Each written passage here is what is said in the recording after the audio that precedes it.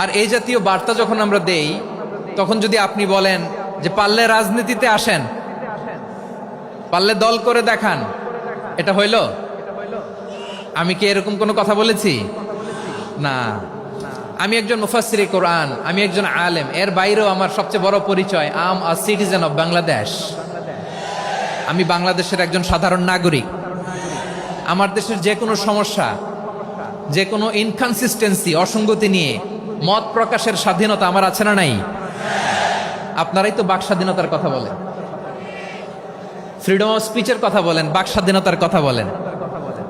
আপনারাই যদি আবার কোন মন্তব্যের কারণে বলেন যে রাজনীতির মাঠে আসেন, দল করেন, দেখি কতটুকু পারেন, এটা ঠিক হবে না। এখানে কি আমি কোনো দলের নাম বলেছি? বাংলাদেশে 48টা প্রায় নিবন্ধিত রাজনৈতিক দল, কোন দলের নাম আমি বলিনি। কথাটাকে আমি জেনারেল রেখেছি।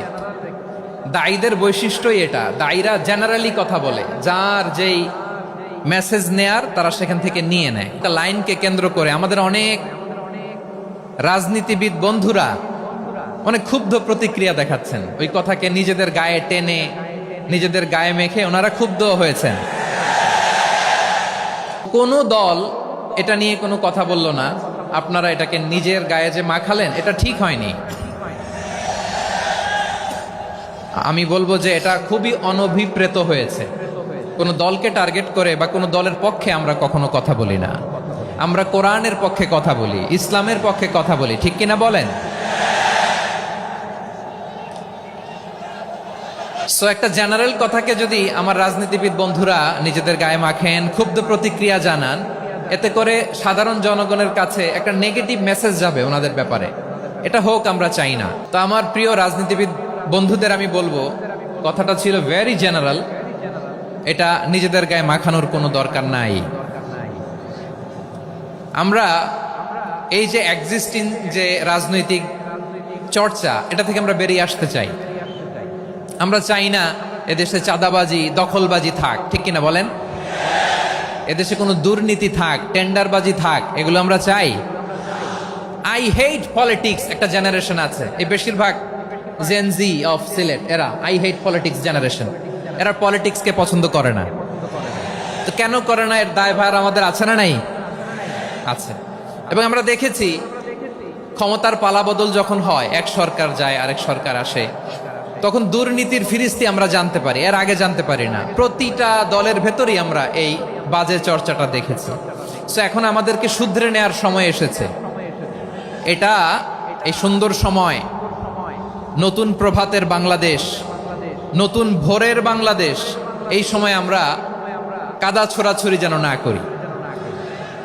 আমাদের শপথ নেওয়ার সময় এসেছে। প্রতিটি দল, নিবন্ধিত 48টি, সবগুলো দলের এখন শপথ নেওয়া উচিত যে আমরা কোনোদিন আর চাঁদাবাজি করব না, টেন্ডারবাজি করব না, দখলবাজি করব না।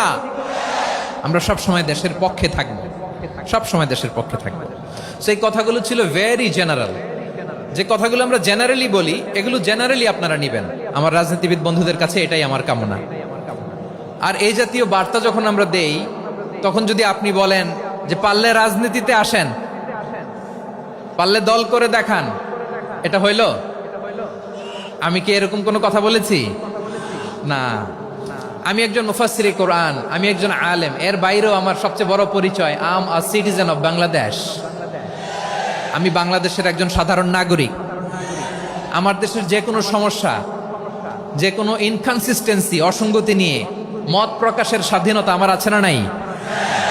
আপনারাই তো বাক স্বাধীনতার কথা বলেন, ফ্রিডম অফ স্পিচের কথা বলেন, বাক স্বাধীনতার কথা বলেন। আপনারাই যদি আবার কোন মন্তব্যের কারণে বলেন যে রাজনীতির মাঠে আসেন, দল করেন, দেখি কতটুকু পারেন, এটা ঠিক হবে না। তাই প্রিয় ভাইয়ের, আসুন আমরা দল মত নির্বিশেষে কাঁধে কাঁধ মিলিয়ে সোনার বাংলাদেশ গড়ি, দুর্নীতিমুক্ত বাংলাদেশ গড়ি। যে বাংলাদেশের জন্য রক্ত দিয়েছে আবু সাইদ, যে নতুন ভোরের বাংলাদেশের জন্য রক্ত দিয়েছে মুগ্ধরা, যে নতুন বাংলাদেশের জন্য রক্ত ঝরিয়েছে 24-এর যে গণ অভ্যুত্থানের প্রত্যেকটি শহীদের আওয়াজ করে বলেন ঠিক কিনা?